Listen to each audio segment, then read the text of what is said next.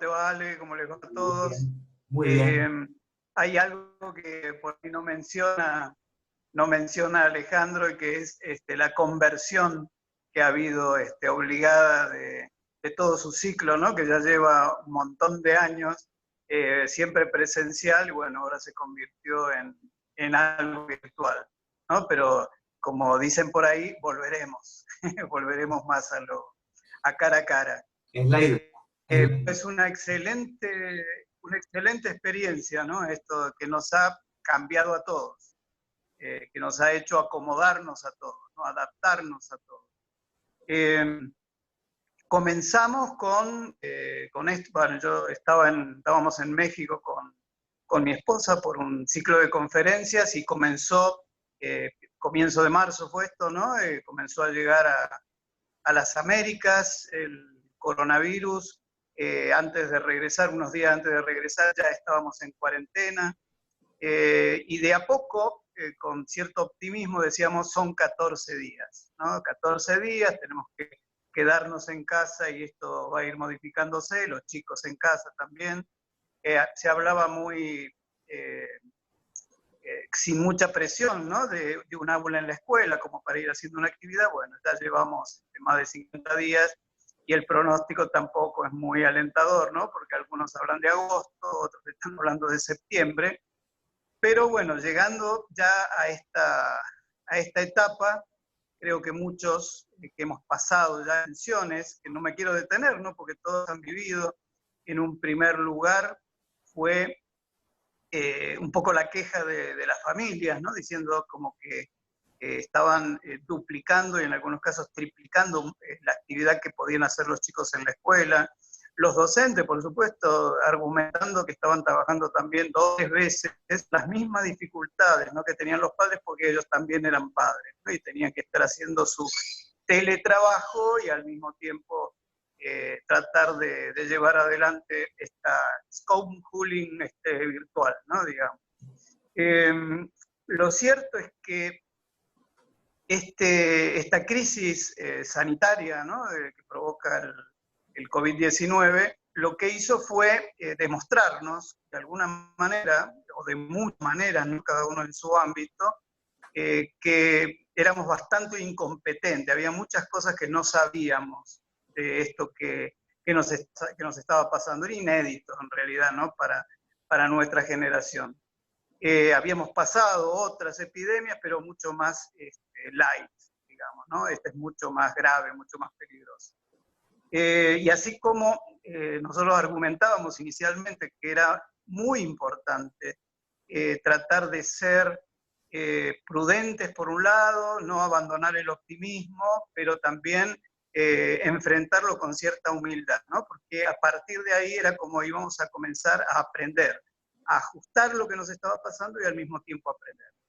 Nos encontramos, yo tengo por ahí por el observatorio una mirada más latinoamericana, ¿no? Junto con la nacional y la mendocina, pero lo cierto es que también corríamos el riesgo de cierto exitismo, sobre todo que venía de muchos gobiernos escolares, donde parecía que estaba viento en popa, ¿no? Que ya estaba todo más o menos arreglado. Lo cierto es que todavía seguimos tratando, ¿no? De sostener esto que nos está pasando y poniendo el hombro todos para que salga de la mejor manera.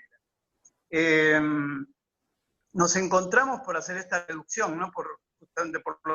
Nos encontramos como mínimo con 4 brechas, ¿no? 4 brechas que son, vamos a decirlo, no es que se provocaron por la emergencia, por las urgencias, ¿no? Sino que ya estaban ahí y estaban denunciadas hace muchísimo tiempo, y tal vez lo más lamentable es que cuando volvamos, esas brechas van a estar agudizadas, ¿no? Vamos a empezar por la brecha tecnológica, que creo que es la que por ahí ha hecho más ruido, ¿no? Una brecha que las cifras que veníamos teniendo ya, por ejemplo, del Observatorio de la Deuda Social Argentina, ¿no? ¿Qué nos decía? Nos decía que había un 47% de la población argentina que no contaba con Internet. 48.7% sin computadora.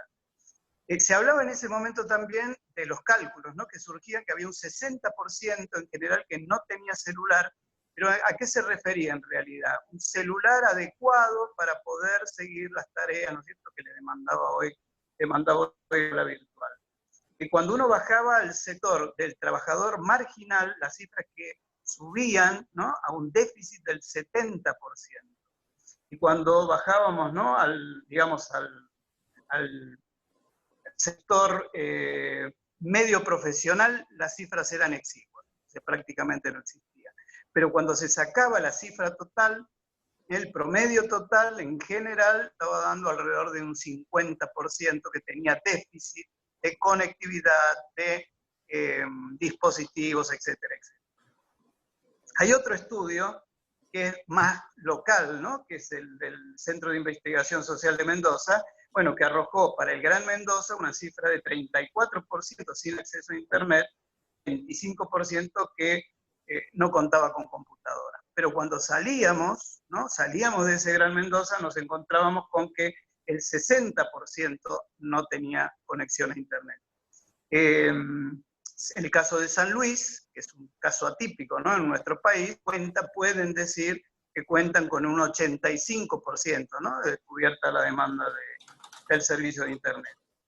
Y cuando nos encontramos con eso, decimos, a ver, no podemos desayunarnos con este déficit, ¿no?, tecnológico para enfrentar un aula virtual. Hoy ya estamos tratando, ¿no?, de acomodarnos. Yo sé que el gobierno está intentando acercar primero el tema de los celulares, ahora se está intentando acercar tanto a docentes como a estudiantes computadoras, bueno, pero claro, ya estamos cerca de los 60 días, entonces tenemos que irnos acomodando, pensar realmente cómo seguimos, ¿no? ¿Cómo seguimos? Lo que sigue es una brecha didáctica.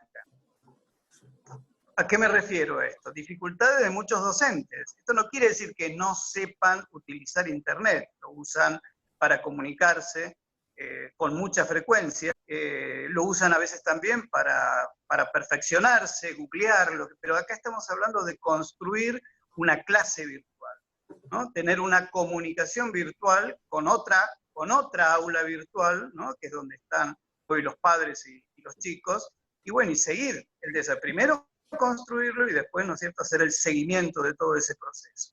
Estos son temas que en general los docentes no estaban, no formaba parte de sus rutinas. Cuento lo mío, ¿no? Yo como docente universitario me estoy comunicando con mis alumnos, que son adultos, son profesionales adultos, una materia que es gestión de instituciones educativas, y lo estamos haciendo a través del Zoom, del aula Zoom. O sea, no es sencillo. ¿Por qué? Y esto ahora ya lo digo como experiencia personal, ¿no? Es todo lo que hoy nos estamos enterando, de a poquito nos vamos metiendo, lo que llamamos la fatiga de Zoom, se le llama así, que no es solamente por Zoom, ¿no? Será por Meet, por todas las otras formas de comunicación que hoy tenemos a nivel virtual. Y esto tiene que ver con cómo se comunica el ser humano, ¿no? O sea, necesita el otro enfrente.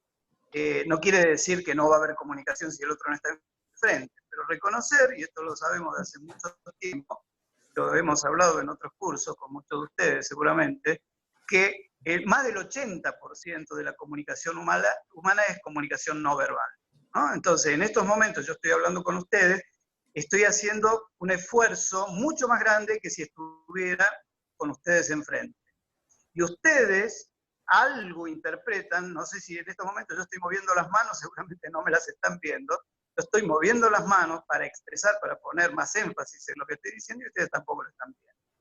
Cuando esto es largo, hace 3 días tuve que grabar una conferencia de 45 minutos para que me pedía la Universidad de la Patagonia, ¿no? Está en Comodoro Rivadavia.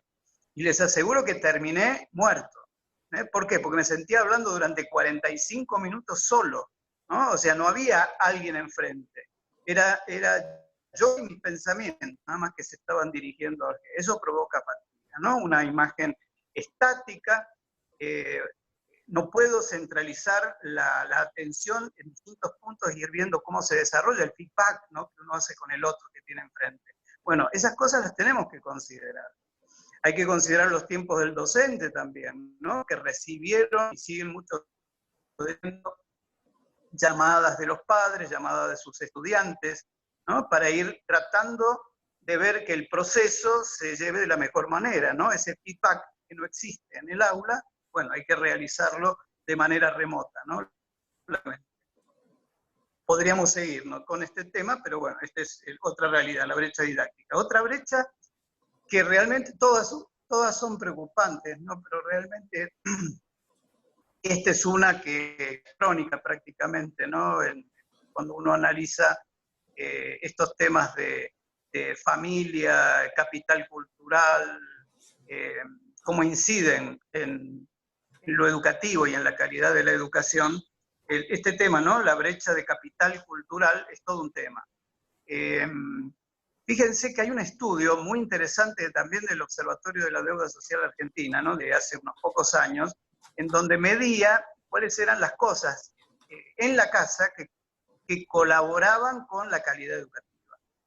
Y en lo que aparecía en primer lugar, ¿no?, estaba la biblioteca, estaba la computadora, ¿no?, se citaban varias cosas, también relacionado con el capital cultural personal, ¿no?, de los padres, etc.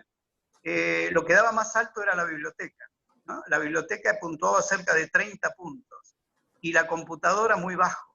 ¿Por qué? Porque prácticamente no había un uso para, digamos, lo escolar, ¿no? No se lo utilizaba. Algunos, por ahí los más grandes, pero en general no. Hoy eso justamente ocupa el 100%, ¿no? Hemos convertido la actividad escolar en una actividad 100% virtual. Entonces seguramente si hoy la tuviéramos que medir, la cifra sería muchísimo más alta, porque es el recurso, ¿no? El recurso prácticamente el único que tenemos. Y el otro es el presupuestario. Estoy hablando de 4 brechas, no son muchas más, pero bueno, son 4 brechas que podríamos citar en este corto tiempo. Un presupuesto que no es solamente un presupuesto dedicado a la nueva tecnología, ¿no?, que debería haber existido también, sino hay toda una desinversión de hace mucho tiempo que tiene que ver con que, esto lo pongo en un libro, ¿no?, por eso digo el tiempo que lleva, ¿no?, que es el Conflictos en la Escuela de la Era Digital, en 2011, donde en aquel momento estábamos hablando y decíamos que no ha habido inversión general en Latinoamérica en toda la infraestructura necesaria para la conectividad que venía. Se sabía que venía, ¿no?, todo esto, ¿no? 2G, 3G, 4G y lo que venga, y se decía en aquel momento que no estábamos haciendo las cosas, no había inversión para que luego toda esa conectividad pudiera funcionar en nuestro país. Entonces hay una desinversión también que escapa a la actividad escolar, ¿no? Y en nuestro caso, bueno, lo vemos en las escuelas, ¿no? El déficit que hay de conexión en las escuelas, las cifras, ¿no?, que se han sacado. El Ministerio de Educación de la Nación, la pasada, hablaba de que había cerca del 60% de las escuelas que no estaban preparadas, ellas, para tener, ¿no?, conectividad, ¿no? En este caso me refiero a Wi-Fi.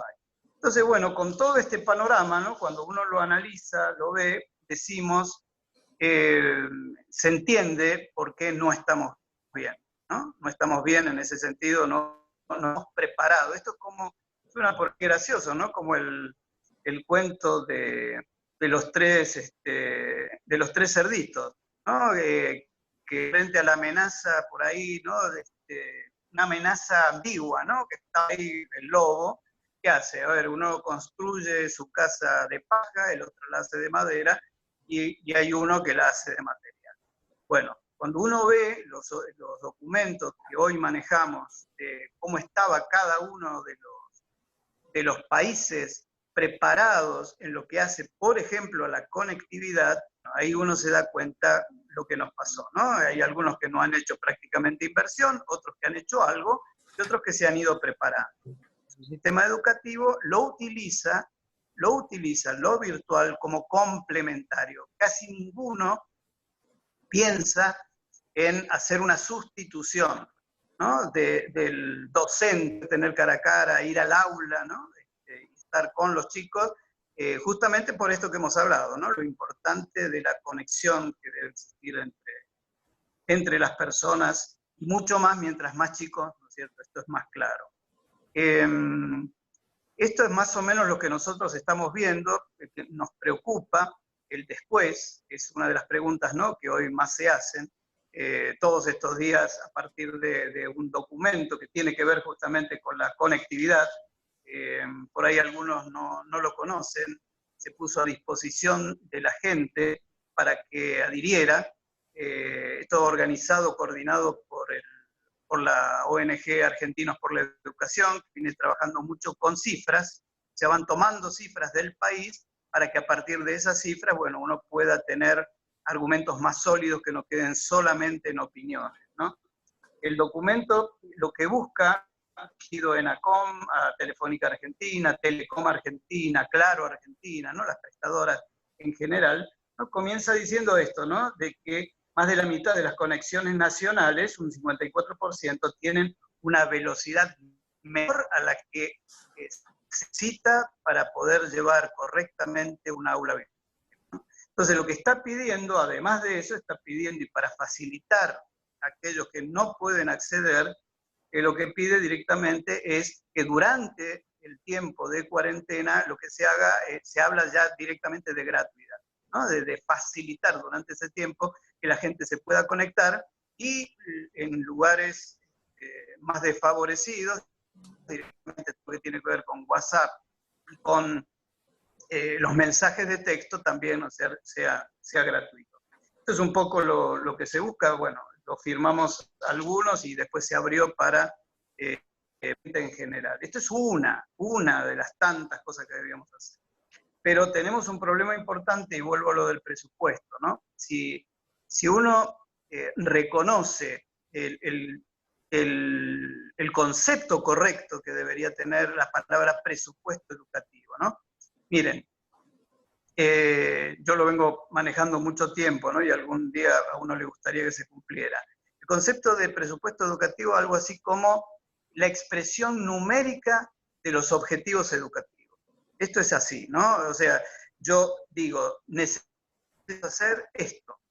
¿Cuánto vale? Y se exige que se cumpla ese presupuesto que cubra eso que se necesita.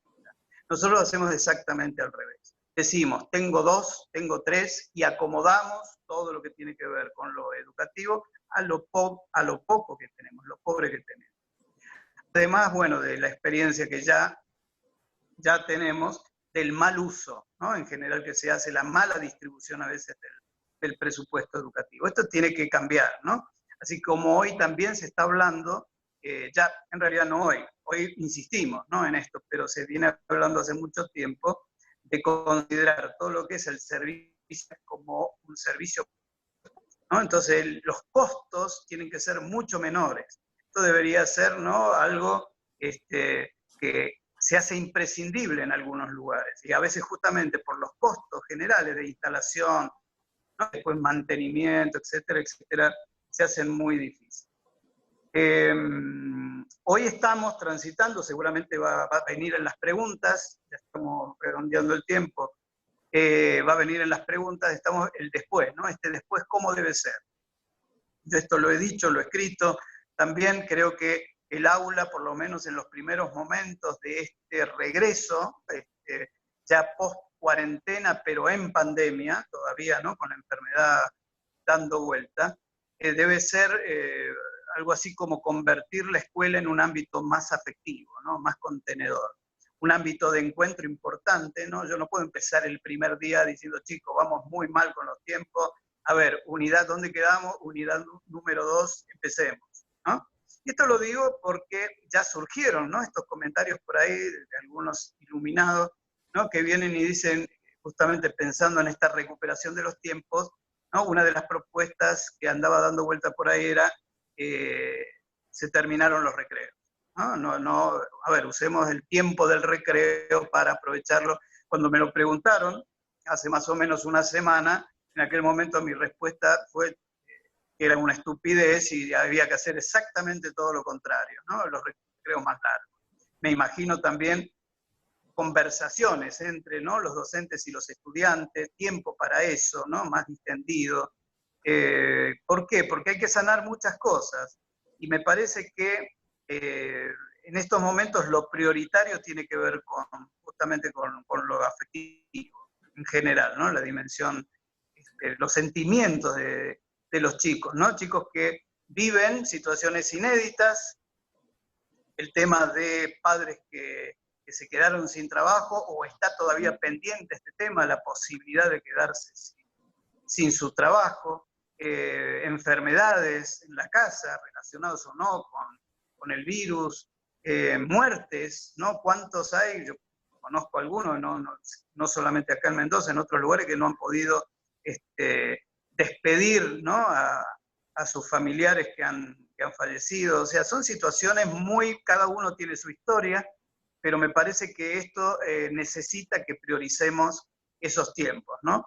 La riqueza de esos tiempos. Pensar también una corrección, esto es bueno decirlo también, ¿no? El tema del, que hablamos de distanciamiento social, ¿no? Miren, es una corrección que habría que hacer en todos los ámbitos. La Organización Mundial de la Salud ya hace unas semanas viene diciendo, por favor, estamos hablando de distanciamiento físico. No debe haber distanciamiento social. ¿Por qué? Porque lo que necesitamos es seguir comunicándonos, ¿no?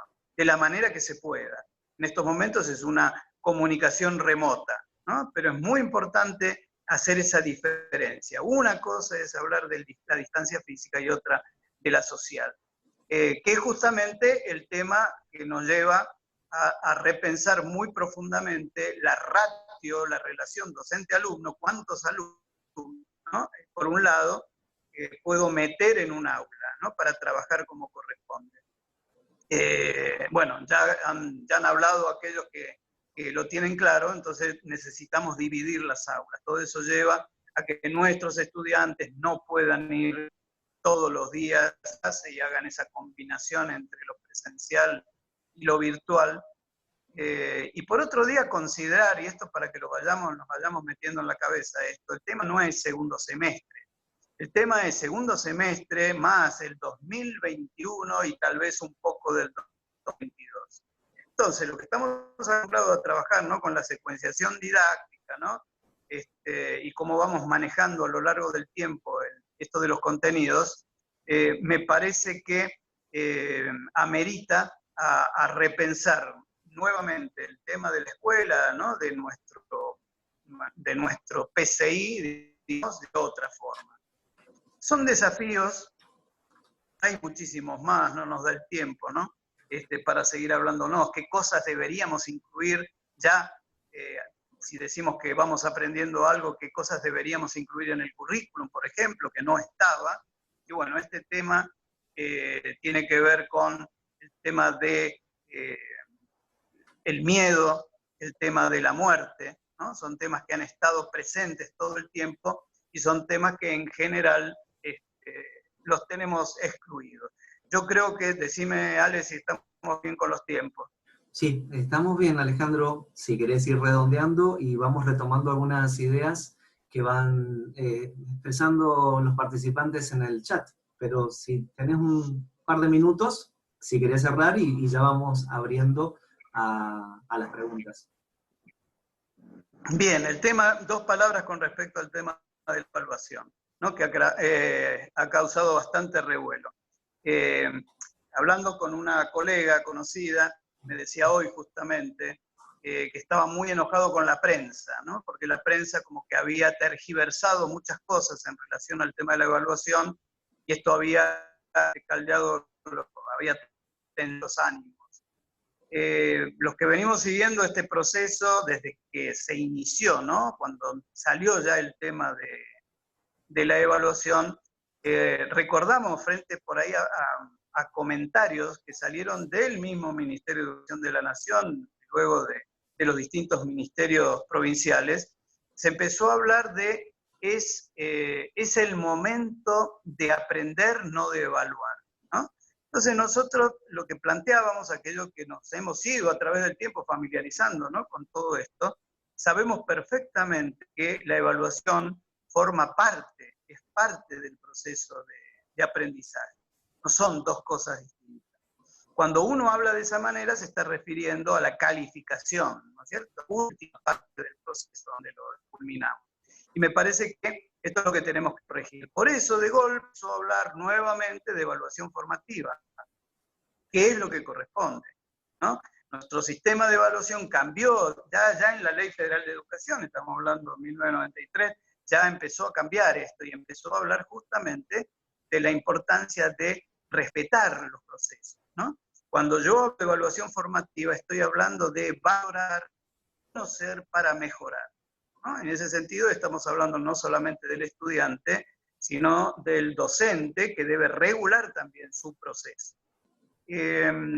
Sorprende por ahí esto otro, algunos lo ven muy bien, porque siguen pensando en la calificación, en la nota, de la cual aceptamos, ¿no?, que no es prudente, no es pertinente, pero sí tiene que haber una devolución. En esto insistimos. ¿Por qué? Pues se está hablando cuando volvamos a la presencialidad, recién vamos a empezar a trabajar con entregar, ¿no?, notas, entregar evaluaciones con respecto al proceso. Nosotros estábamos hablando que ya llevamos 2 meses y podemos llevar muchos meses más todavía, ¿no? Vuelvo a esto, ¿no? Algunos hablan de agosto y otros están hablando de septiembre. Entonces, me parece que es importante que haya una devolución. Se habla de que tampoco conceptual, no importa. Afortunadamente hay colegios que ya hace rato están haciendo devoluciones. Yo tengo 2 nietas en nivel inicial y permanentemente reciben devoluciones de sus trabajos. Eso es lo que hace falta, no un impasse, ¿no?, un impasse largo para después, porque parece que es injusto, porque se están, nos volvemos al tema, ¿no es cierto?, de estas diferencias, ¿no?, de estas asimetrías que hay entre nuestros alumnos. Yo charlando justamente con esta colega, que es una excelente docente, yo le decía, si fuera justamente por estas brechas, ¿no?, que están, no tendríamos que evaluar nunca, ¿no?, porque todas estas diferencias las tenemos desde hace muchísimo tiempo. Entonces me parece que hoy tenemos que pensar un poco, yo, a ver, digo esto último para hacer, ¿no?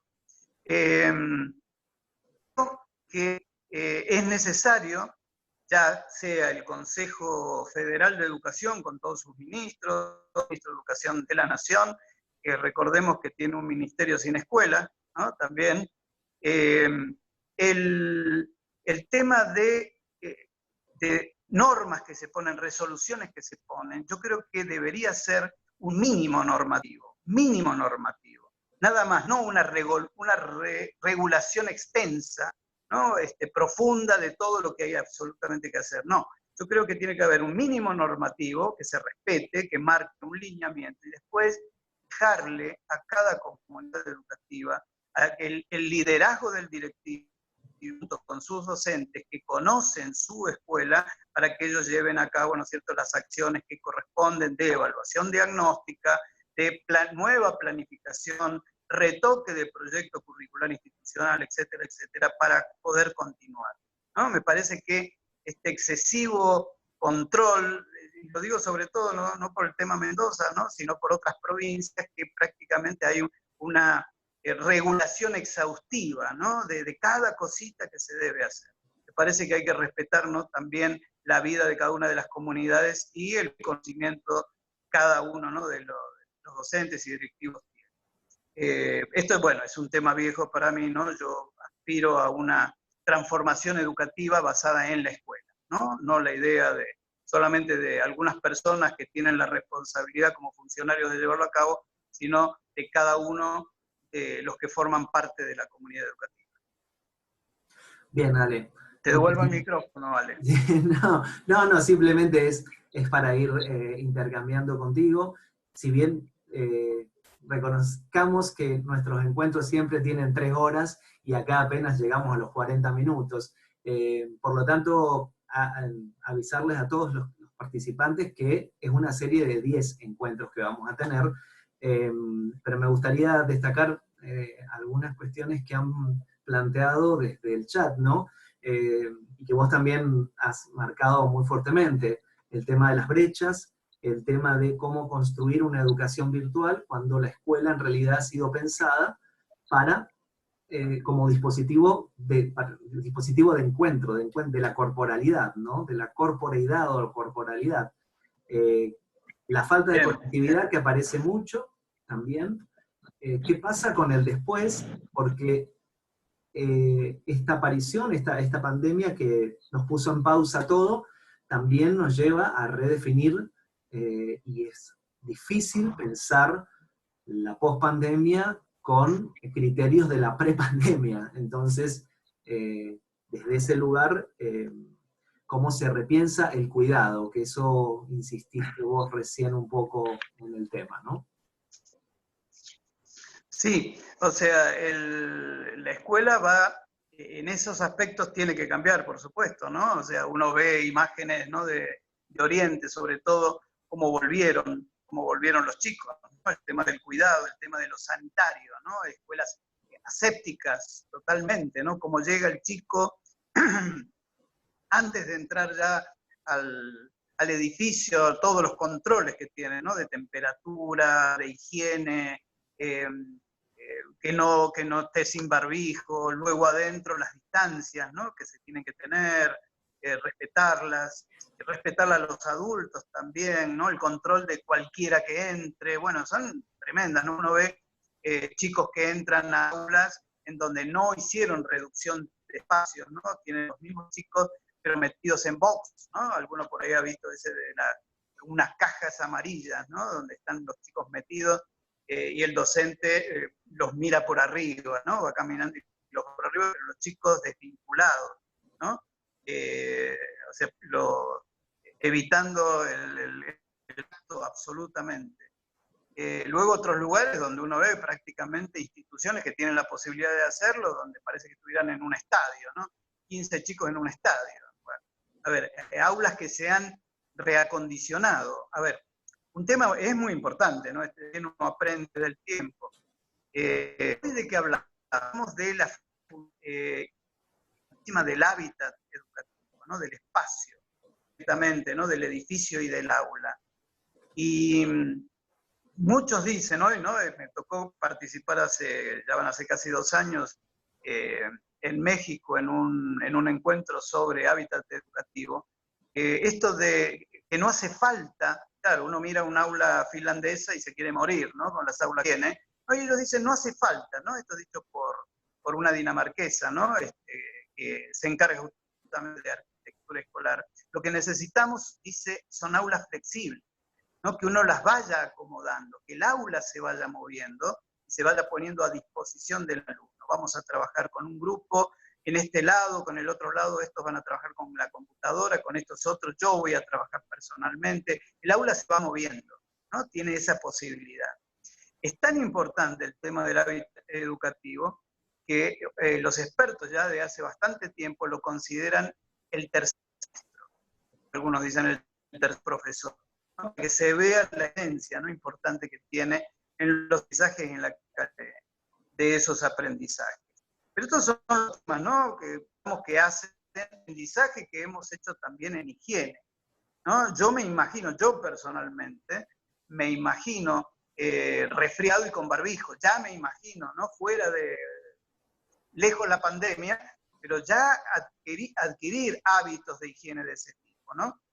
Los lugares hacinados, escaparle un poco a ese tipo de cosas también, que eso también lo vaya regulando los gobiernos, los estados lo vayan regulando, ¿no? Todo el mundo, uno casi encima del otro. Bueno, a ver, hay cosas que necesitamos aprender y que necesitamos que se traduzcan luego en leyes, más resoluciones, lo que sea, que nos acostumbremos a esto, ¿no?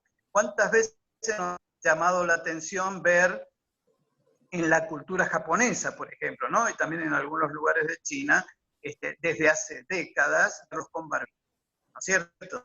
¿Esto por qué? Porque tiene que ver, por un lado, a veces por la polución, ¿no? Por la contaminación ambiental y mucho también con este tipo de enfermedades, ¿no? Que hacen las famosas coronavirus que ya vienen de hace muchísimo tiempo, ¿no? Hoy nos tocó el COVID-19.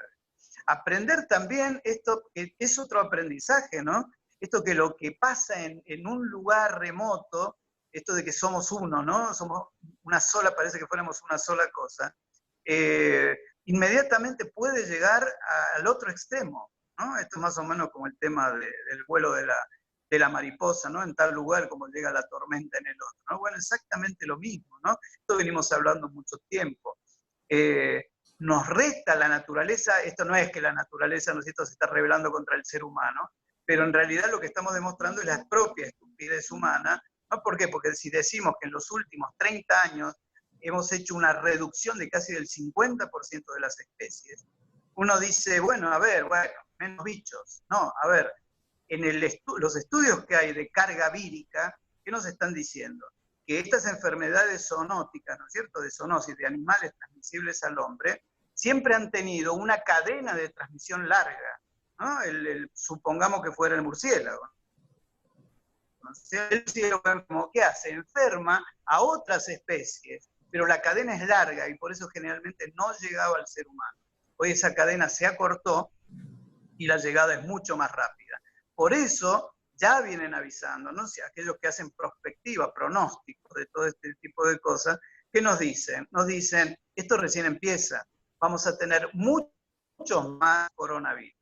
Así como tuvimos, ¿no?, hace poco los SARS, ¿no?, tan graves, bueno, coronavirus, y vamos a tener otros. Estas son las cosas que nos va diciendo, que nos va, no quiero caer en algo que hemos visto todos, ¿no?, cómo la naturaleza se recuperó.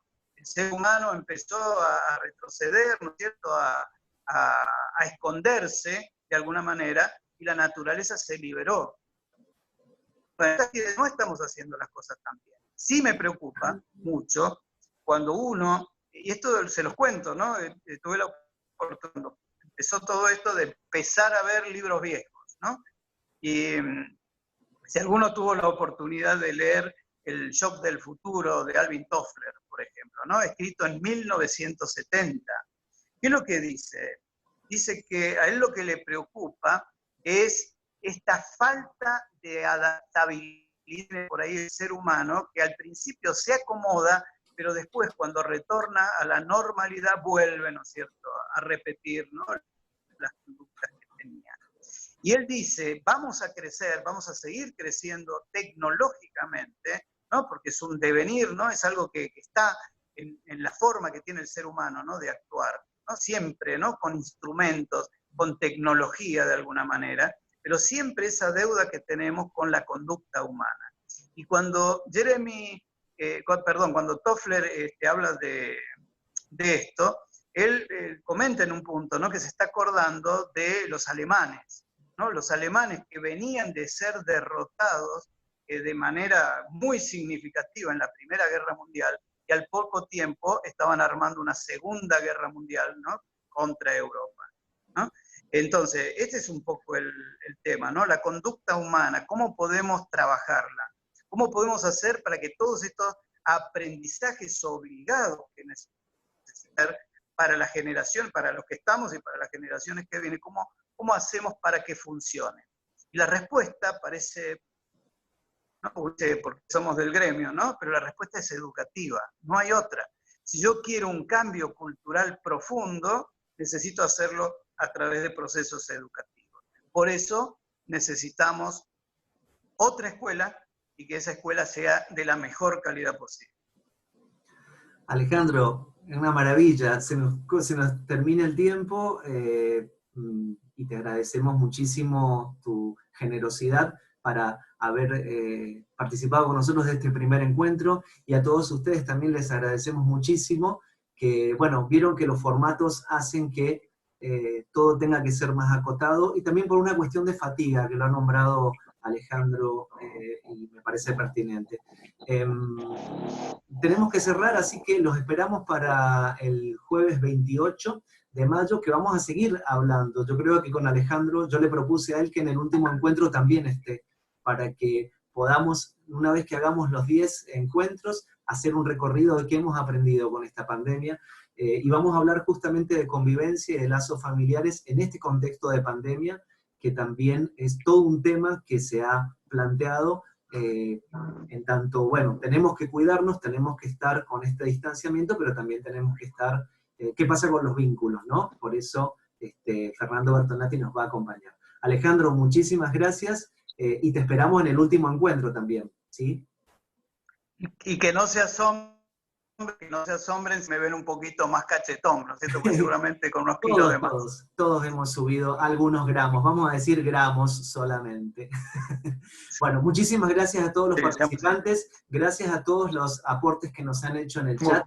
Ha sido un placer, para nosotros es nuestro primer encuentro. Vamos a colgarlo esto luego para que se pueda compartir.